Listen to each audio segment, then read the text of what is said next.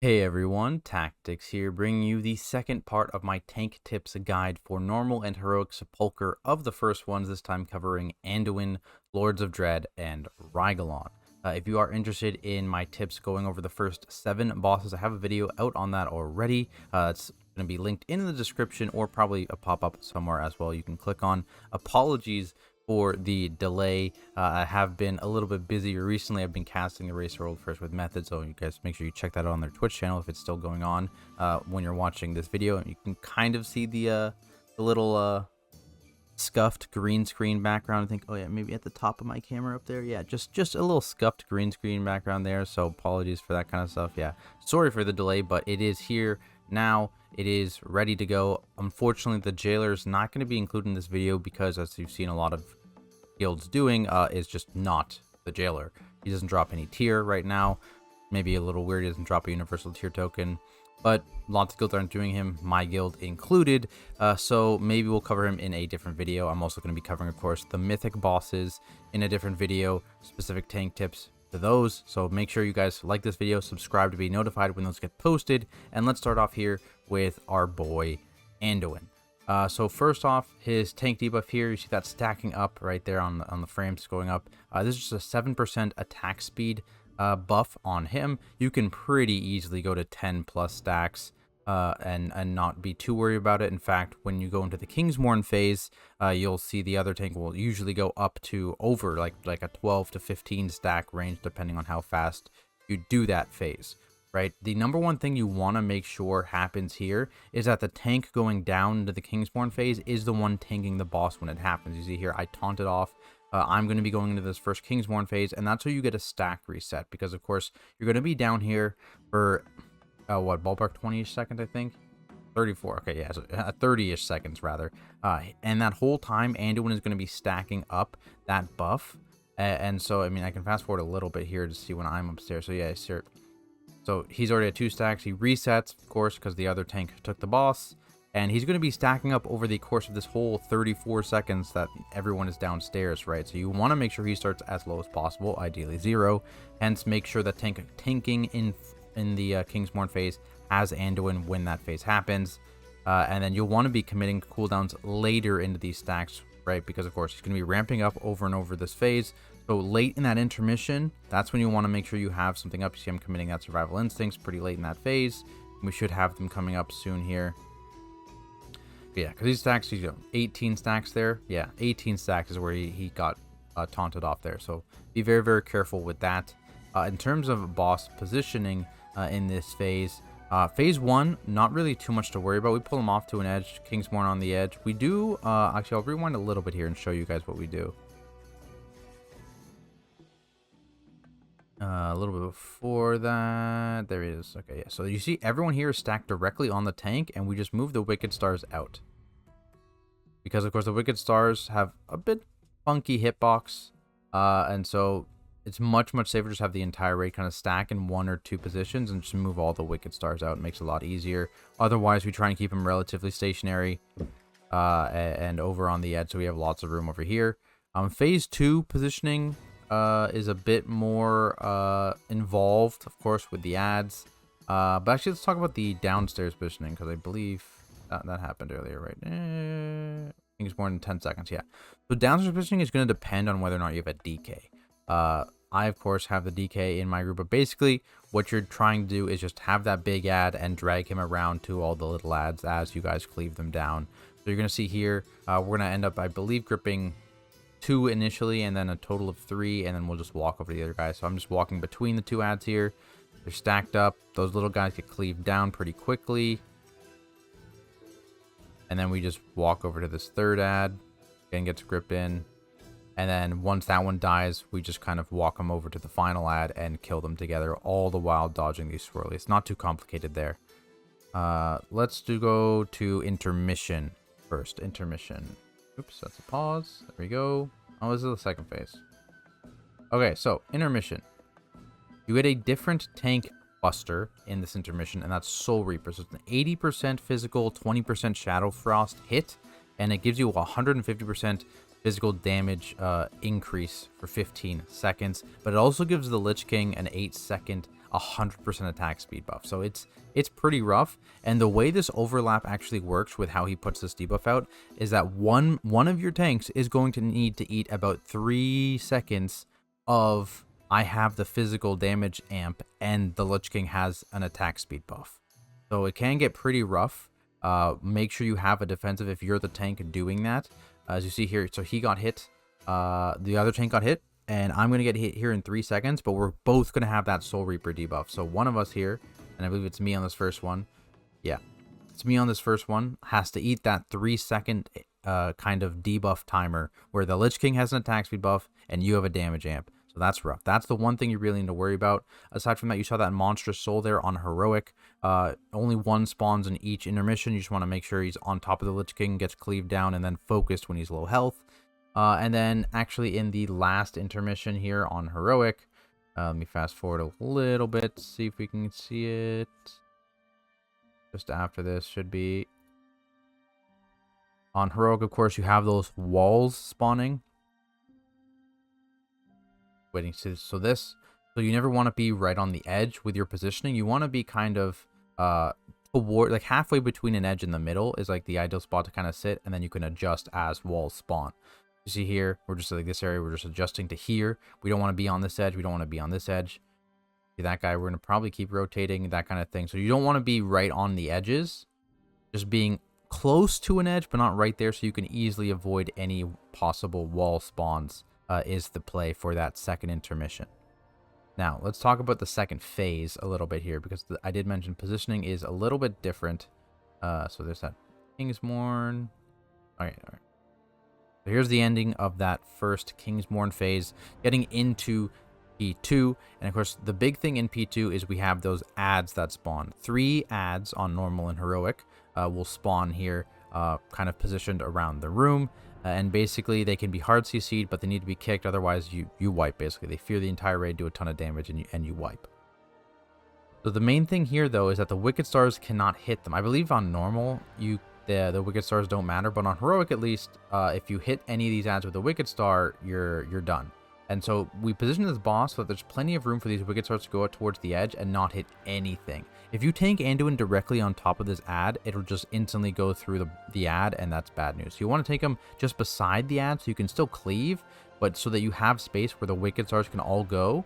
See here, all by purple now these Wicked Stars could have gone. Obviously, the Wicked Stars happened before this, but yeah, you just basically you need to have room to drop those Wicked Stars. I can show you the next set here.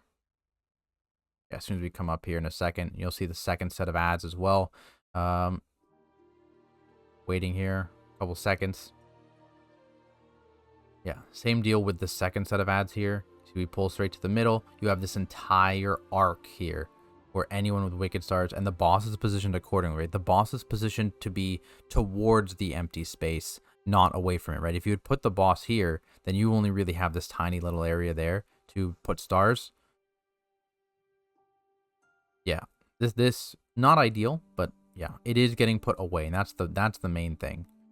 The boss, technically you have all this open area here where you could drop stars, but yeah, that's the main thing, is making sure you're positioning the boss in a way that, basically just positioning the boss in a way that stars have a giant open area that aren't going to hit any ads. And I believe that's it. Yeah, I mentioned the second intermission already. We can talk about last phase. Nothing really to talk about in this last phase, honestly. I'll show you it though. Getting through the intermission there. Pushing the boss 10% causes everything to despawn. Don't be in the middle, because of course that well spawns in the middle, and it's bad if you eat the entire well right away. And really, we just kind of tank them here. We have tanks cleanse last. The tanks are kind of just like waiting until everyone else is cleansed, and cleanse at the last second here for the phase 3 debuff. You can have them cleanse whenever, really. This hopelessness is what we're talking about here. So you're going to see we're going to cleanse in groups here. I believe groups of 5 for the most part. Yeah. 5 people cleanse. Next people cleanse. Soon, probably. And you have this entire 30 seconds, right? So you're not really concerned. As long as you cleanse right at the end, you're going to be just fine. Yeah, I literally cleanse at the last second, I'm pretty sure. Yeah, we have like 5 seconds left. I go now and cleanse right after this stack's expired so I don't extend. And that's really it. The tank mechanics same as phase 1, phase 2. No positioning really, because there's nothing really happening in this phase on normal and heroic. But there we go, Anduin. Now let's talk Lords of Dread. Okay, Lords of Dread. All right. So for this fight, pretty big room. You're always going to want to be on the edges, though. The edges are the play, and that's for a couple of reasons. You have these sleep puddles that'll spawn on random players. You're going to see on a few seconds here. It spawns on both melee and ranged players. So both melee and range camps can bait that Slumber Cloud. And you're going to want to see here, we have a Slumber Cloud over here. That is terrible. You never want to have that. Your positioning needs to be over here. Towards the back of the boss, because you're going to be rotating whatever direction you're rotating, right? Here we're rotating clockwise. If we were rotating counterclockwise, this would be a good bait, but since we're going clockwise, like, this should never be here. It's always baited onto players, and you're just basically slowly moving around the room to avoid these puddles, and again, ideally not having them being led. This ad will need to come in with either knocks or grips or whatever, pulls, whatever you can. Once it's corporeal, that's when it can be killed. But talking about the actual tank mechanics here, let's just rewind a tad, I guess. Basically, they're frontal cones. You can see that's the other tank there. So the bosses are both facing the edges, but also not facing... the tanks aren't facing each other, right? And that's because the tank debuffs are frontal. So you have Leeching Claws from Mal'Ganis. That's this debuff here. It's 25% healing reduction. That lasts for 20 seconds. And if he hits you again, he stacks it up again, he gets a 10% health increase. So he heals himself for 10% of his health. Very bad. It's also a physical hit, so just beware. The hits are entirely physical for that one. And then Contessa's Frontal Cone is another physical hit that has just a stacking Shadow Dot. You're just taunting off here whenever that Mal'Ganis debuff goes out. This Contessa hit, you normally it's 1 or 2 stacks, depending on if it's interrupted by an ability, of course. But your main concern here is swapping on that Mal'Ganis debuff. The Contessa stacks, you get as many as you get. Yeah, that's really the main thing for tanks on this fight. You're really just kind of rotating around the room, making sure you're calling to get sleep puddles managed correctly so you don't kind of get trapped. You see here, these sleep puddles are in a pretty bad spot. You're probably going to see a pretty large move after that Leeching Claw. So if you ever want to do big movements, always try and watch that Leeching Claw timer, because that's the real scary one, right? So we're going to wait for that to go out and then do a big movement probably around these puddles, because actually, no, we're going to have the Among Us come in soon, so that's probably going to stop us from moving. But basically, if you need to do big movements, use like a Stampeding Roar or some sort of speed, and just get the hell out of bad situations. Of course, making sure you dodge these puddles as well as a tank. Every melee needs to make sure they're avoiding these puddles. If you do accidentally get a stack, the best thing to do is probably to hand it off to a melee DPS and have them hand it off to a ranged if you have that green circle around you, because yeah, dealing with that as a tank, it's kind of tough with the positioning, because you're gonna accidentally hit someone, maybe your co-tank, and that's not a good thing. Obviously, this orient is not ideal, but overall pretty simple on the tank side of things. Just handling the frontal, moving the bosses so you're not near these. Yeah, there's the big movement. You see the Leeching Claws has already just gone out, and we're just running all the way past all of these sleep puddles here. That's pretty much all there is to this one. We do have Rygelon next. I gotta find him. Over here. Okay, this looks like it. Alright, he's at 80%. We'll take this. Okay. So, the Rygelon debuff. Actually, this is going to show something I want to see. So, the Rygelon debuff here is Corrupted Strikes. And that's basically a 75% physical, 25% cosmic hit. And the big thing here is that any unmitigated damage from the hit is applied as a stacking dot. We tended to swap after the second dot application, and those dots do fully stack. So the big thing here is you can double dip on your DRs. You see, I barskinned just before that first Corrupted Strikes, and it actually lasts through both of the applications of Corrupted Strikes because of how often they happen. So really big thing here is you can double dip on those DRs, because of course you get to mitigate that initial hit of the Corrupted Strikes, which also mitigates the amount of the dot, and then you also are mitigating that lowered dot amount. So you really want to make sure you're using those DRs here. Absorbs are also pretty solid as well against this boss. But again, using that mitigation as late as possible, like when he's casting Corrupted Strikes, is definitely going to be the play here, because that's how you get the most value out of that DR. The other thing is these unstable matters. You want to make sure these are dying around the big bang cast. They will stay up for 30 seconds, so you have some leeway. You can kill them earlier a little bit here. You don't want to kill them super early, right? 30 seconds is all you have preemptively. And you don't want to kill them super late either, because you want everyone to kind of have the time, see where they need to go. And then, of course, everyone stands in their circle. And then we get to the actual tank debuff on Heroic. So this doesn't happen on normal, but on Heroic there are these cores, and basically everyone stands on them to kill them, and then they leave a little soak, and that has to be soaked by a tank, otherwise you wipe. The soak is entirely physical. It's a massive physical hit here. So you see that was just soaked by Barkskin and Scale, that one. But the next one you'll see, it deals a ton of damage. It's a huge physical hit.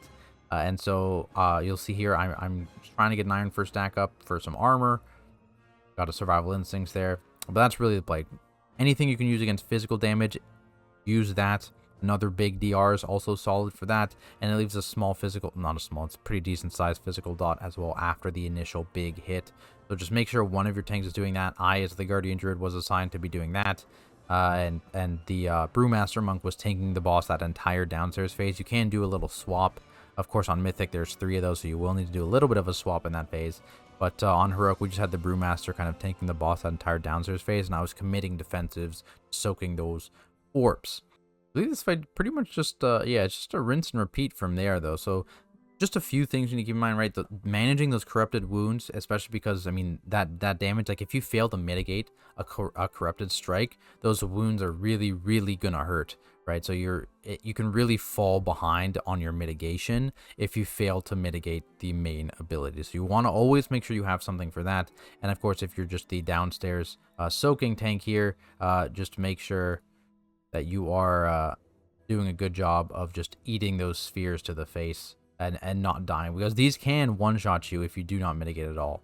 So make sure you have enough to live through those big physical hits of those coordinations. And on normal, you just kind of AFK in this phase because there's no cores at all.